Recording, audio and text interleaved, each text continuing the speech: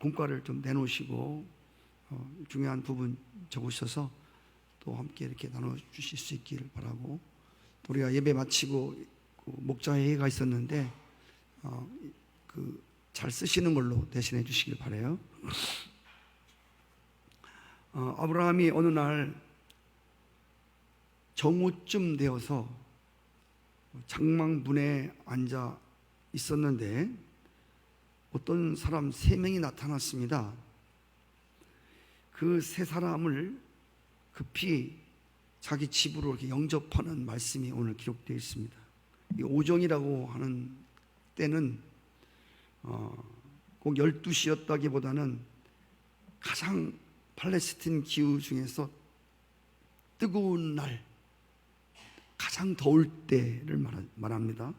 중동 지역에서는 대개 정오에서 또 오후 3시까지는 너무 뜨거워서 사람들이 거의 움직이질 않고 휴식을 취합니다. 심지어 결혼식을 할지라도 중동에서는 너무 오전이 너무 뜨겁기 때문에 주로 저녁 때 해진 다음에 결혼식을 거행하는 것이 중동 지역 사람들의 풍습입니다. 오늘 2절에 보면 이 정오쯤에 왜 아브라함이 대문간에 와서 나와 있었는지는 확실히 모르겠지만 이 더운 날씨에 지나가는 나그네를 아마 접대하려고 불어 나가 있던 것 같아요. 종을 시킨 것도 아니고 아브라함이 하나님의 은혜로 가나안 땅에 와서 축복을 많이 받았습니다. 물질의 복도 많이 받았습니다. 종들도 많이 있고 짐승도 많이 키우고 상당히 축복을 받았습니다. 그래서 눈을 들어보니까 사람 3이 맞은편에 섰다고 2절에 나와 있습니다. 그 뜨거운 시간에 왜 사람 3명이 서 있을까? 그 사람들은 자기네 집으로 오는 사람도 아니었고 그들이 도움을 청한 것도 아니고 그 사람들을 잘 영접하면 자신에게 수지 맞는 일이 생기는 것도 아니었습니다. 그냥 지나가는 3사람을 보았습니다. 그런데 아브라함이 달려나가서 그들을 친절히 자기 집에 모셔드리는 것입니다.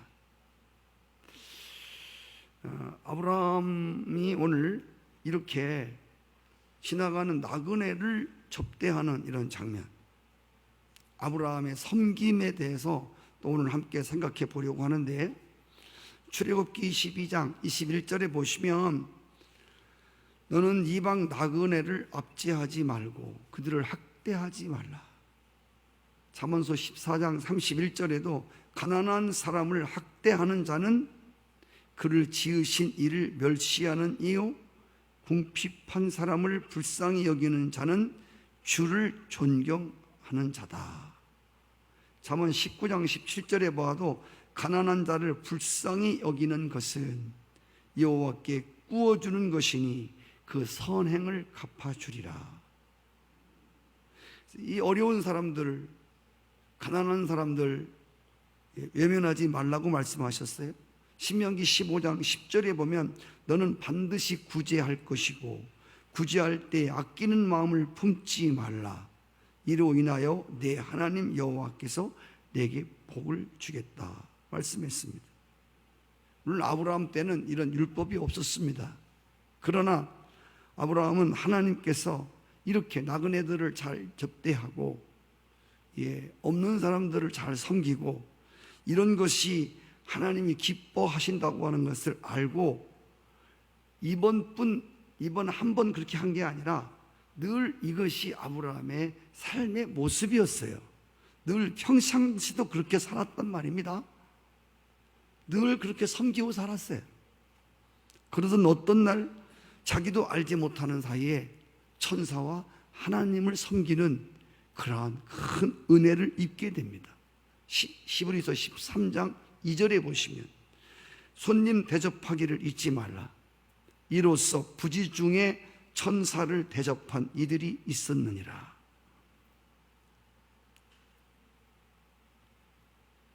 흥부는 처마 밑에 떨어진 제비 다리를 잘 싸매줘서 날려보냈습니다. 제비가 너무 고마워서 박씨 하나를 물어다 줬습니다. 박을 심었는데 그 박을 켰는데 그 안에서 부어가 나왔습니다. 부자가 됐습니다. 놀부가 듣고 제비 다리를 분질렀습니다. 그 자기도 잘 싸매서 날려보냈습니다.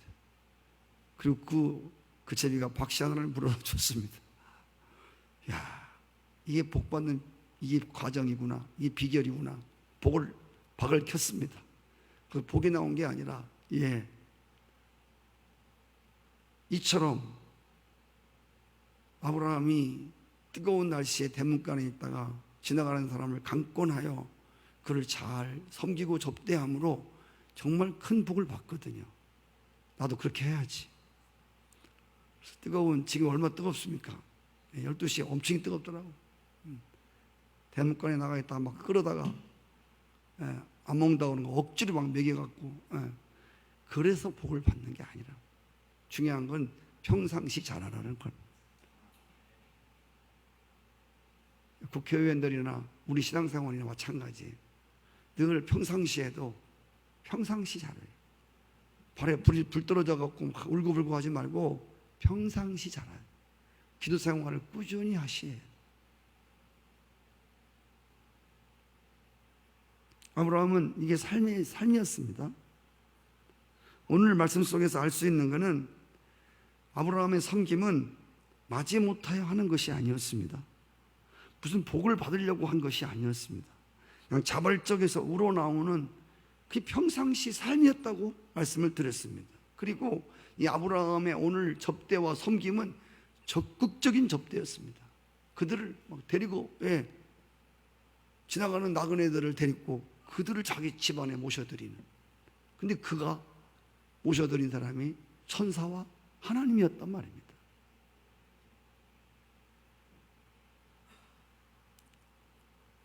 뜨거운 날씨에 나가서 강권하여 적극적인 자세로 섬기는, 대접하는 이런 모습을 보지 않습니까? 그리고 오늘 이 말씀을 좀 읽다 보면 오늘 2절에 보시면 아브라함이 그 사람들한테 가서 땅에다가 엎드려서 절을 합니다. 어떻게 처음 보는 사람에게 이 부잣집 아브라함이, 그래도 가문이 있는 아브라함이고 동네에서는 그래도 귀인인데 어떻게 지나가는 나그네에게 땅에 엎드려 가면서 인사를 하나, 이렇게 생각할 수가 있습니다.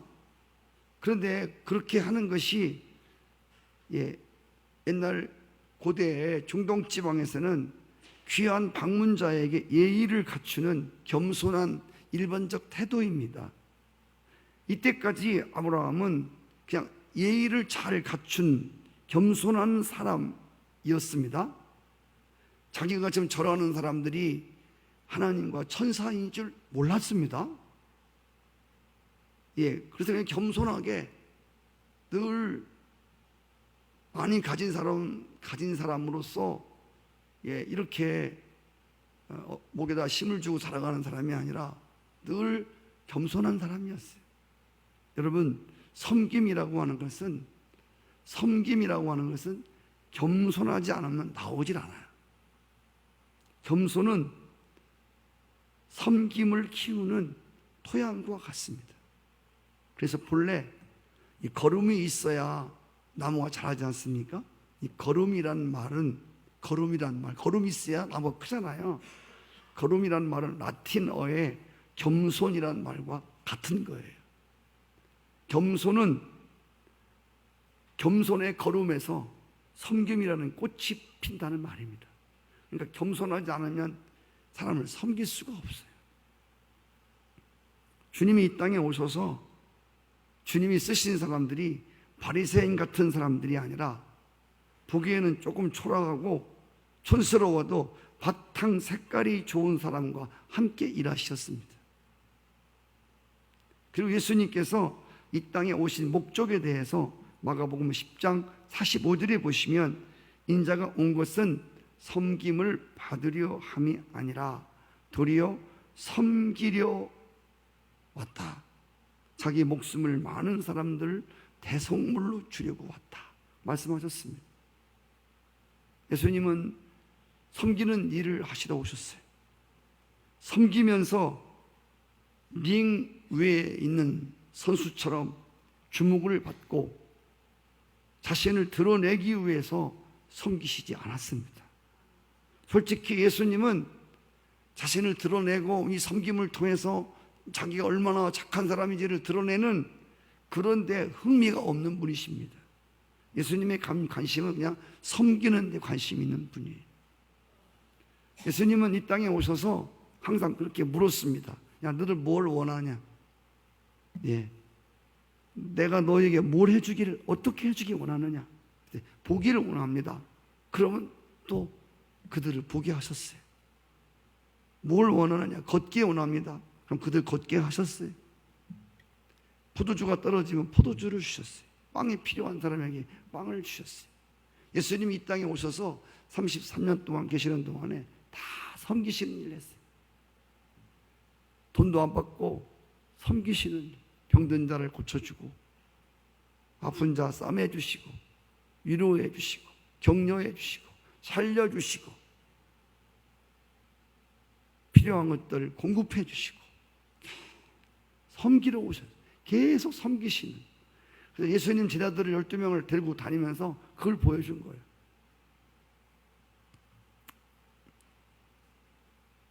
그리고 무엇보다 자신이 희생 제물이 되셔야만 구원을 받는 일에 있어서 자기 자신을 내어서 십자가에 내어주심으로 극치의 섬김을 보여주신 분이십니다. 네, 예수님은 뭐 예루살렘에 오신 분이 아니고 아주 촌동네 베들레헴에 태어나셨습니다. 낮은 자리에 오셨습니다. 사람들은 대부분 다 섬기는 것보다 섬김 받는 것을 좋아합니다.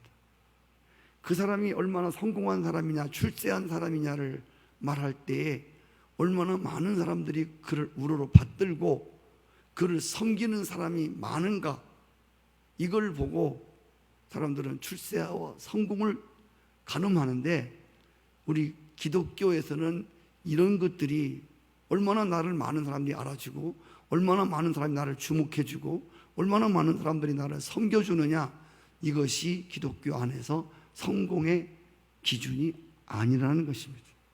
왜? 예수님이 그렇게 살지 않으셨거든요. 아멘. 사람들은 자기 중심 되기를 원하고 주목받기를 원해요. 심히 섬김 자체도 마찬가지고, 섬기는 것도 내가 이렇게 착한 사람이라고 하는 걸 드러내기 위해서 섬기는 일을 한단 말입니다. 예수님 제자들 또 그랬죠. 네, 주님 나라 임하실 때 우편 좌편에 앉게 해달라. 그리고 자기의 어머니를 동원해서 치맛바람까지 일으키는 일을 하지 않았습니까? 또 한편에서는 또 막 분노하고. 그때 예수님께서 하신 말씀이, 그때 하신 말씀은 너희 중에 누구든지 크고자 하면 너희를 섬기는 자가 되고, 너희 중에 누구든지 으뜸이 되고자 하는 자는 모든 사람 종이 되어야 된다. 주님 말씀하셨습니다. 하나님은 겸손하게 섬기는, 섬김을 축복의 통로로 삼으셨고, 이 섬기는 자를 높아지는 비결로 삼으셨어요. 섬김이라고 하는 것은 내려가면서부터 시작합니다. 높은 교만한 곳에는 결코 섬김이 없어요. 높은 데는 다 지시하고 명령하고 섬김을 받고 그런 것이지, 높은 곳에는 결코 섬김이 없어요. 화려하고 인정받으려고 하고 다스리고 지배하는 곳에는 섬김이 있을 수가 없습니다. 그래서 섬김은 그냥 겸손에서 피어나는 꽃입니다. 예. 오늘 6절 이하에 보시면 이 아브라함의 행동을 볼 때에 처음에는 천사인지 몰랐어요. 처음에는 하나님인지 몰랐어요. 그런데 조금 있다가 아브라함이 무엇인가를 감지했던 것이 분명합니다.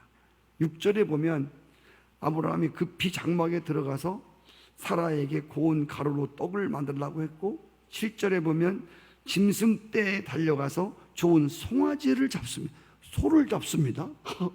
그리고 8절에 보면 그들이 먹을 동안 그들을 모시고 서 있었습니다.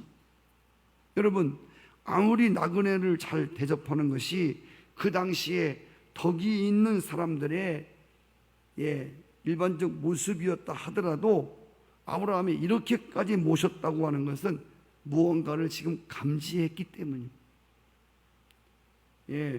아무 손님들이나 송아지 잡으면 정말 누구 말대로 거들나게 해요. 오늘 9절 말씀에 보면 이 세 사람으로 나타난 천사와 하나님이 사라가 어디 있냐고 찾았습니다. 10절에 보면 기한이 이를 때에 내가 정녕 내게로 돌아오니 네 아내 사라에게 아들이 있으라고 했습니다. 여러분, 이게 나중에 결론, 오늘 10절 결론인데, 오늘 이 아브라함이 그 세 사람과 접대를 하며 대화를 하는데 이 보통 사람들이 아니에요. 이게 분명히 하나님과 관계된 사람이었음을 영적으로 느끼게 되었다는 말입니다. 네. 물론 3절에서도 주여 내가 주께 은혜를 입었사오면 이라고 말했는데, 여기서 주께라는 말은 하나님이라는 말이 아니라 그냥 선생님, 손님을 귀하게 여기는 단어이거든요. 그런데 이게 멀리서 온 나그네처럼 보여서 이 더운 날씨에 저분들을 잘 모셔야 되겠다, 그런 감동이 와서 집으로 들여서 모시려고 대화를 하는데, 대화하는데 이분들이 보통 분이 아니에요.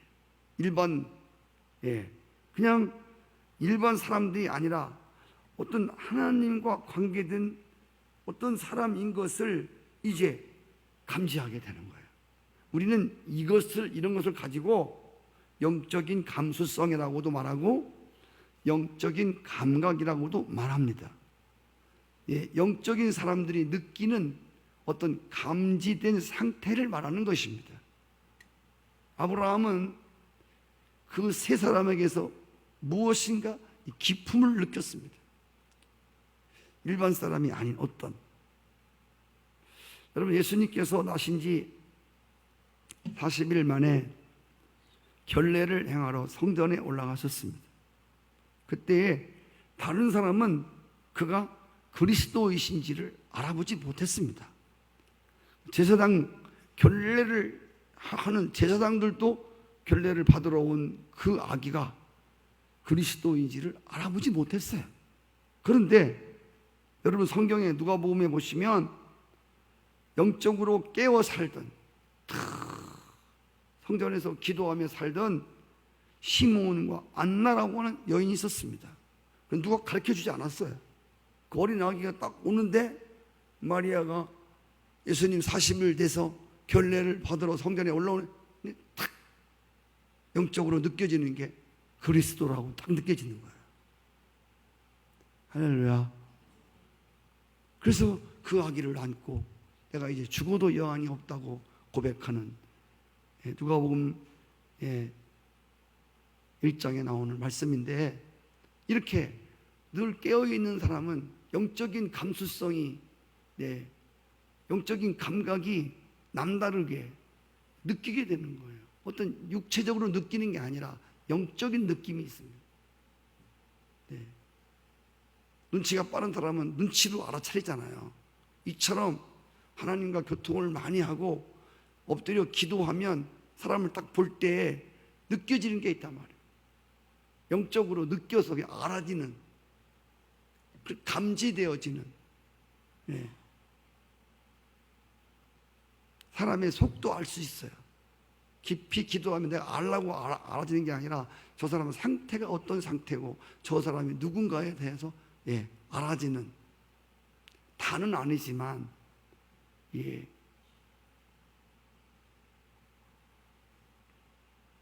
아브라함은 그들이 하나님과 분명히 관계된 사람이라고 하는 것을 알았습니다. 그래서 더더욱 그들을 지극히 정성으로 대접하고 섬겼다고 하는 것입니다. 오늘 말씀 속에서 신앙이 늘 깨어있는 사람들에게 하나님이 주시는 어떤 기회가 옵니다.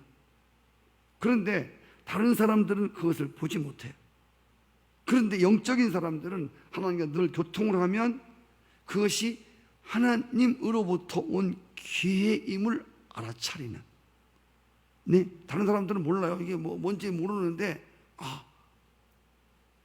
이것이 하나님께서 지금 기회를 주시는 것으로 이렇게, 그래서 적극적인 행동을 하게 되어져.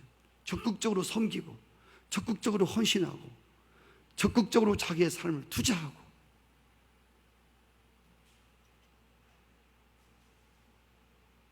그래. 돈을 잘 버는 사람들은 돈 버는 게 보인답니다.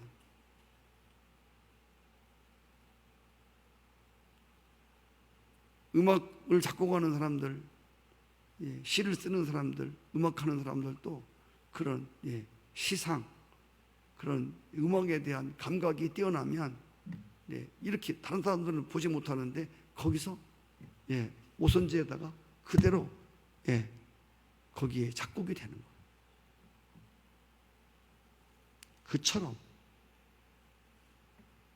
하나님께로부터 온 기회를 포착하고 그 기회를 놓치지 않는, 그래서 에베소서 보시면 기회를 사라, 기회를 잡으라, 그런 말씀이 있어요. 아브라함은 그동안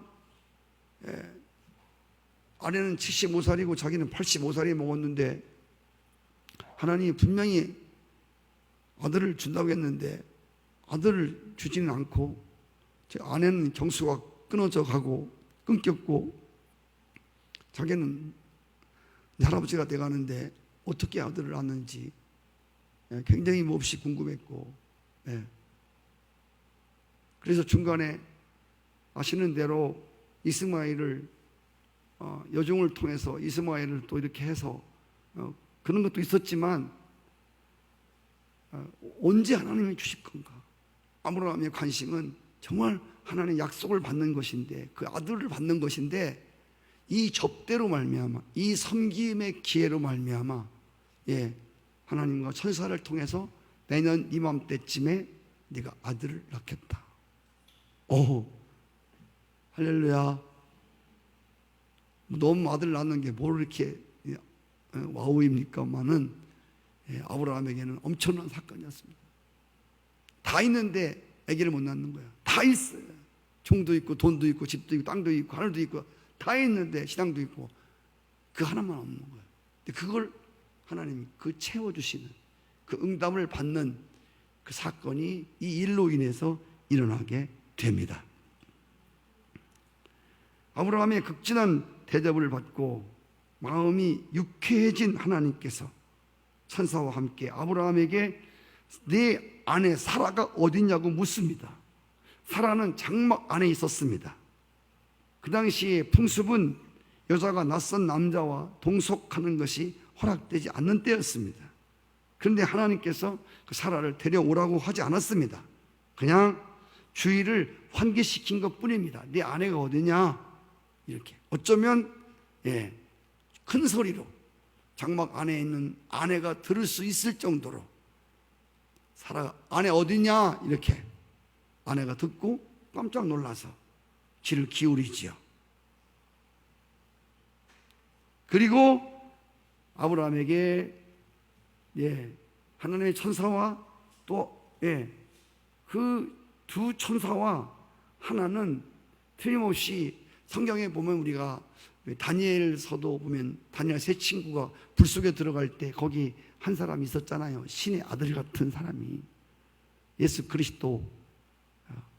또 여기서도 마찬가지로 천사 2명과 또 사람의 모습으로 나타나신 바로 그 예수 그리스도, 신성을 가지신 바로 예수 그리스도, 하나님이신 그분께서 사라가 내년님한테 지금 아기를 낳는다고 말씀을 하시는 거예요. 사실은 여러분 창세기 17장에 보시면 1년 후에 아들을 낳게 될 것이라고 말씀하셨습니다.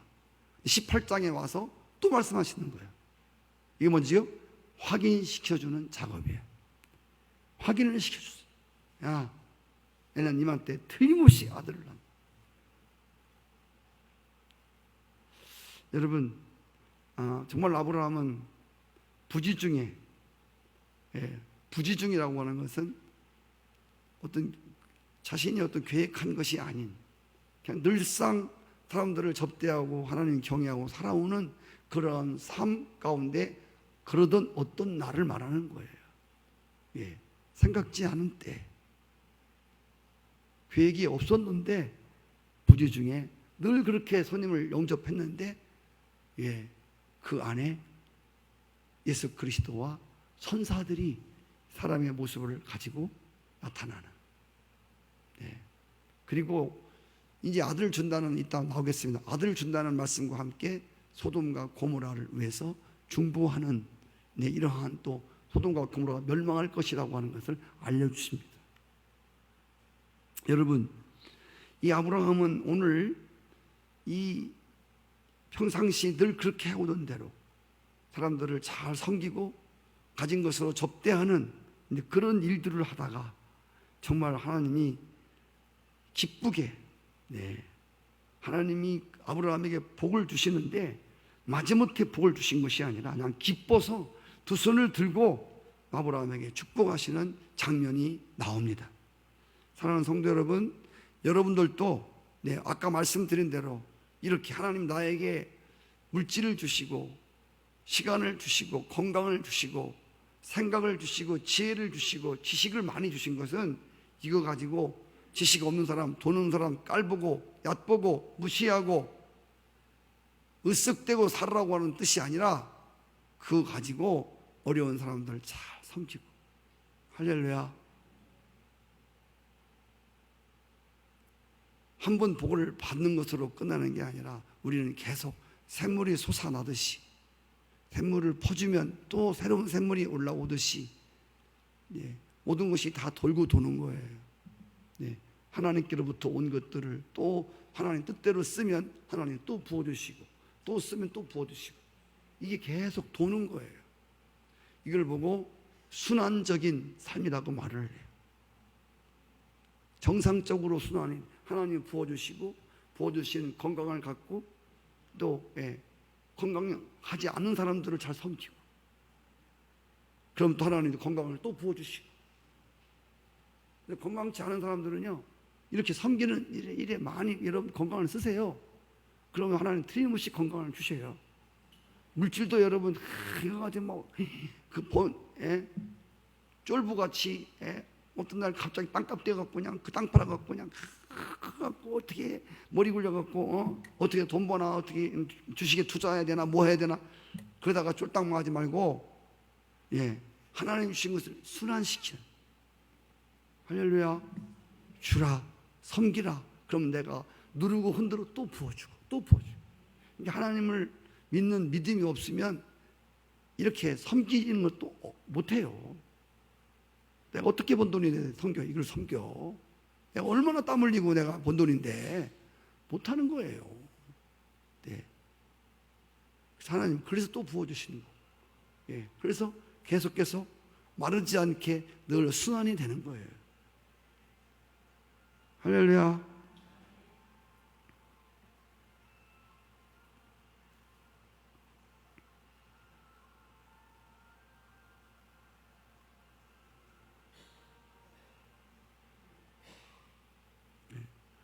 끝이야 돼. 또 와요 전화. 야곱이 아버지에게 맛있는 염소 고기를 해드리고 아버지가 야곱에게 기쁨으로 축복을 합니다. 그래요? 여러분 하나님이 여러분들에게 축복을 주시되 아주 기쁘게 복을 주실 수 있는 여러분 되시길 바라요. 하나님이 정말 말씀드린 대로 하나님 복을 주시면 감당이 안 되게 주셔요. 하나님이 복을 주시면 한이 없어요. 그분이 본래 한이 없는 분이라 본래 그 손이 크셔요. 그분이 누군지 아세요? 예. 그분이 손이 엄청 크신 분이라 뭐 조금 줘갖고 고기 먹고 싶다고 하니까 다간머리 줘갖고 싸우지 말고 국물 많이 내서 먹으라고 하는 게 아니라 메추라기를 그냥 쫙 깔아버리는 분이에요. 할렐루야. 그냥 날아가는 메추라기를 동풍을 불어갖고 이스라엘 사람들이 머무는 진에다가 다 떨어져서 서로 부딪혀갖고 내진탕 일어나갖고, 예. 그것도 적당히, 예. 또 깨서 날아가면 안 되니까 적당히 죽지는 않고 살아있는데, 예. 적당하게 조절을 하셔서 다 떨어져갖고 그냥 진에 그냥 고기가 그냥 쌓이도록 고기 냄새 나도록 먹이시는 분이시.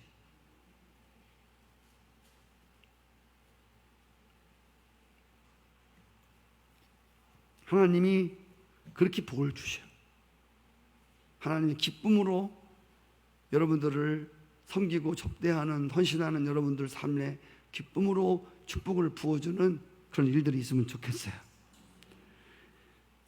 오해하지 마시고 히브리서 13장 17절에 보시면 너희를 인도하는 자들로 하여금 즐거움으로 하게 하고 근심으로 하게 하지 말라. 그렇지 않으면 너들한테 유익이 없다고 그랬습니다. 목회자들은 성도를 위해서 기도할 책임이 있습니다. 아까 어떤 권사님이 목사님 기도 많이 해주셔야 돼요. 그래서 제가 쳐다보면서 예, 기도 많이 해요. 네, 성도들이 기도를 안 해서 목회자에게 기도의 짐이 너무 무겁네요. 네, 조금 같이 덜으면 좋겠는데 중요한 것은요, 목회자는 성도들을 위해서 기도를 할 책임이 있고요, 성도들은 또 목회자를 위해서 기도할 의무가 있으셔요. 기도를 해주셔야 돼요. 성도들이 정말 목사를 위해서 기도해 주셔야 돼요. 그래서 목회자가 즐거움으로 기쁨으로 기도할 수 있도록, 그리고 목회자가 성도를 위해서 이름 불러가며 기도, 네, 예, 할렐루야. 그래서 그런 말씀이 있어요. 아이고, 저 예배 드리는데 핸드폰도 안 끄고 예배를 드리네. 저런 장로님이 계셔. 근데 조금 있다가 띠리리 나한테서 울리는 거예요. 예. 너의 허물을 보고, 예, 너도 핸드폰 껐나 봐라. 너를 들여다보라는 거예요. 예. 넘 일이 아니에요. 뭐 텔레비 나가서 저런 죽여야 돼 막 안 그래요. 예. 가만히 보면 그게 내 모습이에요. 그래서 자기를 보는 사람은 그렇게 하지 못해요. 나도 저런 실수를 저지를 때 끄고 온다고 껐는데 오늘 물건 사러 갔다 제가요 핸드폰하고 지갑하고 다 두고 왔어요. 그래서 3시간 동안 있는데 그때 핸드폰 전화가 없는 거예요. 기억이 안 나는 거예요. 가만히 그러니까 물건 사고 놓은 것 같아요. 그래서 그리 전화를 했어요. 그 위에다 놓은 것 같은데, 과자 위에다가. 네. 여기 그대로 있네요. 그래. 제가 그대로 있어야지요. 그랬더니, 예. 왜요? 그랬더니, 아니에요. 예. 제가 찾으러 갔더니, 아유, 이런 걸 넣고 다니세요. 3시간이나 한다. 그래요. 예. 그래서 즐거움으로 목사가 여러분을 기도할 때에, 여러분의 이름을 불렀을 때 기쁨으로 마음껏 하나님께 저 사람, 저 권사님, 저 집사님 하나님 축복해 주셔야 됩니다. 하나님 안 해주면 안 돼요. 제가 그렇게 하나님께 떼쓸 수 있는, 즐거움으로 하나님께 축복을 구할 수 있는 그런 여러분 되시길 바라요. 기도할 때 정말 죄송하지만 근심이 되는 분도 계세요. 저렇게 하면 안 되는데, 주여 긍휼히 여겨 주십시오. 주여, 주여.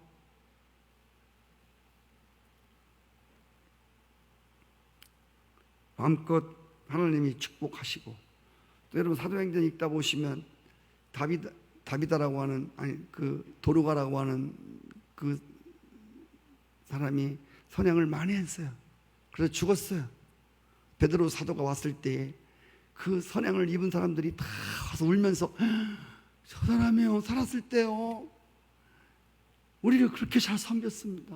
저 사람은요 그렇게 우리를 접대하고 우리 옷 입히고 섬기시는 분이었었어요. 그래서 베드로가 여러분 아다시피 도로가야로 하는 그 여인을 살려주시는 장면이 나오지 않습니까? 사람들이 저 사람 살려주셔야 됩니다.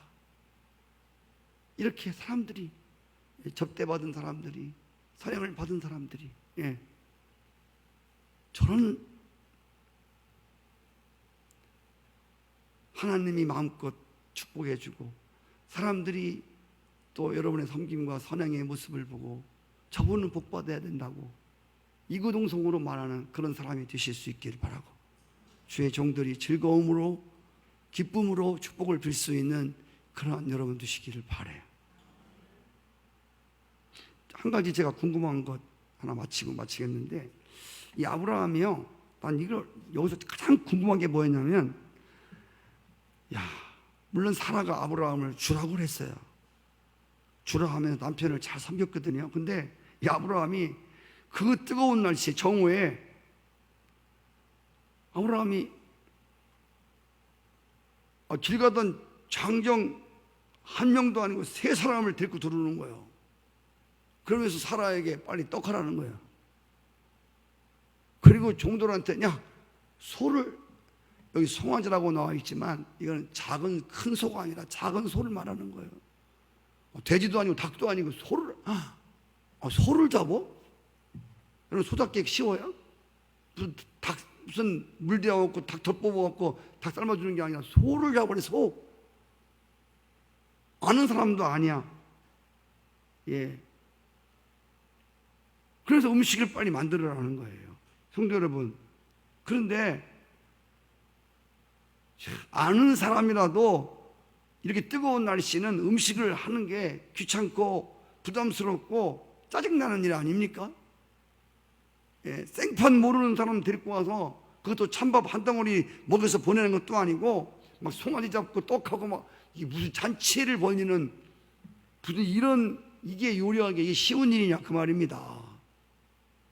여기 여자분들 남편이 혹시 지나가는 사람 장정 뜨거운 날 더워 죽겠는데 얼굴 막 확확 달아오르는데 3명 데리고 와갖고 빨리 고기 볶고 잡채하고 그러라면 할렐루야 하고 하겠습니까? 그런 남편 그래서 이걸 보면서 어떻게 이게 쉬운 일이 아닌데 어떻게 아브라함 그리고 그 부인 사라가 그 종들이 지나가는 나그네를 섬기는 나그네가 아니에요. 지금 이분들은 부지 중에 나타난 하나님과 천사들이라는 말이죠. 이거 어떻게 모든 식구들이 같이 일으키려 하냐.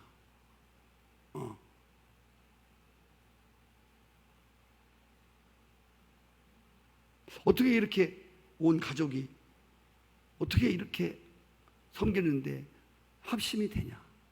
여러분 잘 보세요. 남편이 섬기고 싶어도 부인이 하지마. 그럼 못하는 거예요. 부인이 섬기고 싶어도 남편이 해봐. 그럼 어떻게 하겠어요? 자유롭게. 그렇죠? 종들도 아이고 주인님 뜨거 죽었어요. 우리 못해요. 손 못 잡아요. 그럼 뭐 어떻게 잡습니까? 근데 그 뜨거운 정오에 나그네를 접대한다고 여러분 떡 만들고 소 잡고 잔치하는 모습을 보시기 바라요. 하나님이 주시는 마음이겠지만 아무나 하는 일은 아닌 것 같습니다. 결론으로 아시는 말씀이지만 마태복음 25장에 보시면 예수님께서 마지막 재림하실 때 모든 사람들을 이제 두 갈래로 세웁니다. 양과 염소를 세우는데 양은 오른편에 염소는 왼편에 세웁니다. 잘 보세요. 양과 이리가 아니에요. 양과 염소라는 말은 같이 하나님 믿던 사람 중에서 하나님 말씀을 함께 들은 사람들 중에서 갈라놓는다 그 말입니다. 양과 염소를 갈라놓는 거예요. 교회 안에도 염소가 있는 거예요. 그리고 여러분 아시는 대로 오른편에 있는 양들에게 말합니다. 내 아버지께 복을 받을 자들이여, 나와서 창세로부터 너희를 위해서 예비된 나라를 상속하라 하면서 나라를 상속하래. 나라를 내가 줄일 때 너희가 먹을 것을 주었다. 목마를 때 마시게 했다는 거야. 나그네 되었을 때 영접했다는 거야. 벗었을 때 옷을 입혀주었다는 거야. 병들을 때 와서 돌아보았고 옥에 갇혔을 때 너희가 와주었다. 그때 오른편에 있는 의인들은 다 잊어버렸어. 모르는 거야. 언제 그랬어요 우리가? 언제 그랬지요? 그때 언제 주님 줄이신 것을 우리가 공개했으며 언제 목마르신 것을 보고 마시게 했습니까? 어느 때에 나그네 되신 것을 보고 영접했습니까? 이렇게 묻는 거예요. 네. 그때 주님께서 말씀하시기를 내가 진실로 너희에게 이른다. 너희가 여기 내 형제 중에서 지극히 작은 자 하나에게 한 것이 나한테 한 것이다. 나한테 했다는 거예요. 그게